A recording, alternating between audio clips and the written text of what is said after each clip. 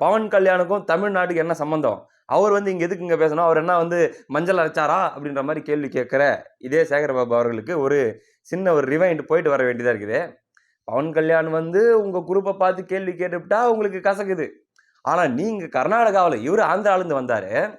கர்நாடகாவிலிருந்து ஒருத்தரை வர வச்சு இங்க நீங்க பண்ணிட்டு இருக்கிற இந்த திராவிட மாடல் அருமை பெருமைகள் எல்லாம் அவரை வந்து நீங்க பார்க்கணும், பார்த்து கருத்து சொல்லணும் அப்படின்னு கூப்பிட்டு வந்து அதுக்கப்புறம் அவர் வேற உட்காந்துக்கிட்டு எதையோ அவரால் முடிஞ்சதை அவர் பிரஸ் மீட்ல பேசுறாரு.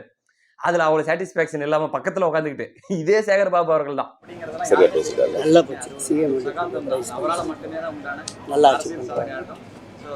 ஆனா அரசியல் பயணத்தை பொறுத்த வரைக்கும் இப்போது இரண்டாம் கலைஞராக இன்று ஆமா, திராவிட மாடல் ஆட்சி நல்லா இருக்குது சொல்லுங்க, முதலமைச்சர் நிறைய பண்றாரு சொல்லுங்க அப்படின்னு சொல்லி பிரகாஷ்ராஜ் கிட்ட கேட்டு அவர் மூலமாக நீங்களா பார்த்து சொல்லுங்க அப்படின்ட்டு. அவருக்கும் தமிழ்நாட்டு அரசியலுக்கு என்ன சம்பந்தம்?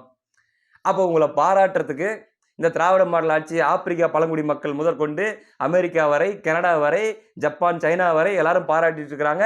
அது மட்டும் பத்தாது, கர்நாடகாவிலிருந்து வந்து பாராட்டணும்.